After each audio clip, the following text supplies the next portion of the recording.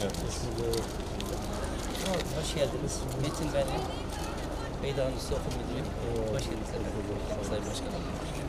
Abi nasılsın? Hoş geldiniz. Nöbetçilisiniz siz. Ne yapıyorsunuz?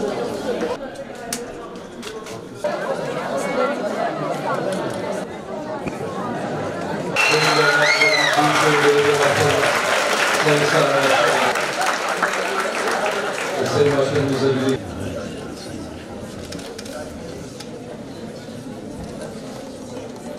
Beyda Anadolu Lisemizin sevgili öğrencileri, kıymetli yavrularımız. Biz geldiğimiz günden beri iş odaklıyız. İşte depremin yaraları Malatya eskisinden çok daha güçlü, çok daha güzel bir Malatya göreceksiniz. Yani yıl sonundan itibaren Nisan, Mayıs'a kadar artık herkes kendi evlerine, iş yerlerine inşallah taşınmış olacak. Biz de şehri artık yollarıyla, peyzajıyla şehrin daha güzelleştirmeye, daha yaşanabilir hale getireceğiz. Temel hedefimiz siz gençler. Bizim geleceğimiz sizlersiniz. Malatya'nın geleceği de, Türkiye'nin geleceği de burada şekillenecek. Çalışmak ve azimli olmak çok önemli. Emperyalist ülkeler Türkiye'de her zaman kaotik ortamlar oluşturmaya çalıştılar. Ve bunu yaparken gençlerimizi birbirine düşürdüler. O dönemde okuyamadık okulun karmaşasından falan filan. Onun için başka okulda okumak zorunda kaldık. Sıkıntılı bir dönemde lise okuduk. Esnaflık yaptık, bakkallık yaptık. Bakkallık yaparken matematiğim çok iyiydi. Çocuklara matematik çalıştırdım. Bakkal dükkanları boş akşamlar gelirdi, ödevlerini getirirler falan. Çok severdim yani. Hem çalıştım hem okudum arkadaşlar. Gündüz çalışıyordum ben, gece okula gidiyordum. Ama şimdi imkanlar var, devletimiz gerçekten hani bursunu veriyor. Şartlar o zaman farklıydı yani ülkenin şartları. Hayata atladık, ondan sonra mühendislik yaptık, işte müdürlük yaptık. Sonra belediye başkan yardımcılığı. Cumhurbaşkanımız buraya bizi aday gösterdi. Gençlerle, öğrencilerle konuşmayı çok seviyorum. Hem gençlerimizle hem hal olalım, bir tanışalım. Milli Eğitimimiz Allah'a şükürler olsun çok güzel şeyler yapıyor Milli Eğitim Bakanlığımız, İl Müdürlüğümüz. Taleplerinizi, ihtiyaçlarınızı alacağız. İmkanlar ölçüsünde okullara katkımız olacak abi. Bizim de okullara yönelik hakikaten genel olarak yaptığımız birçok şeyler var. Eğitimde imkan olmayan insanlara işte fırsat eşitliği sağlıyoruz. Bizim semt konaklarımızda, Kernek Külliye'mizde, LGS, TYT ve AYT'ye hazırlanan öğrencilerimiz için ücretsiz kurslar düzenliyoruz biz bunlara. Yılda 2 tane sınavı yapıyoruz. Dijital dershanemiz var.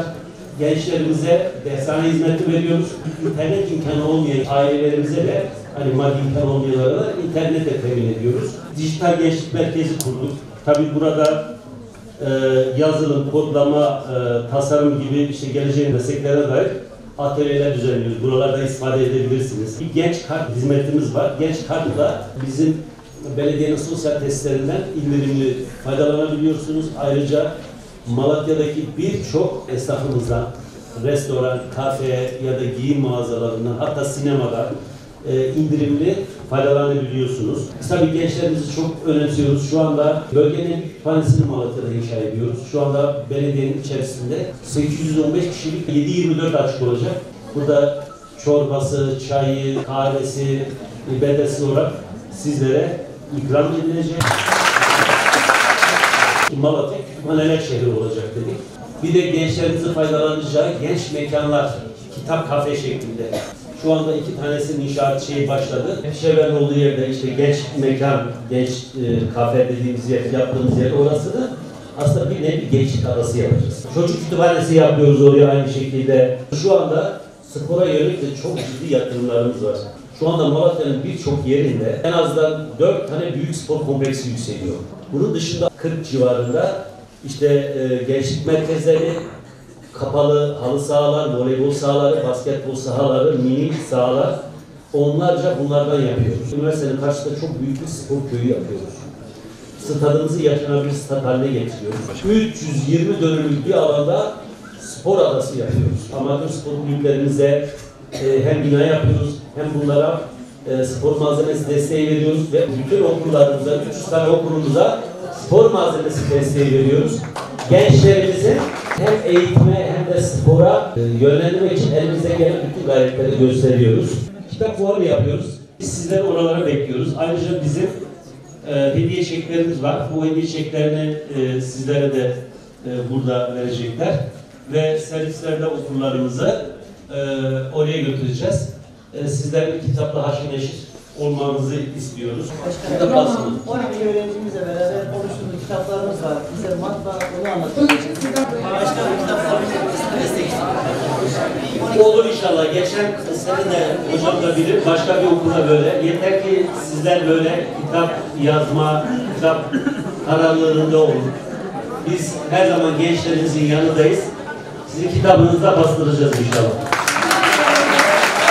Bugünleri hayal etmek bile çok güçken, hayallerimizin ötesinde güzel günler yaşamaktayız ve görmekteyiz.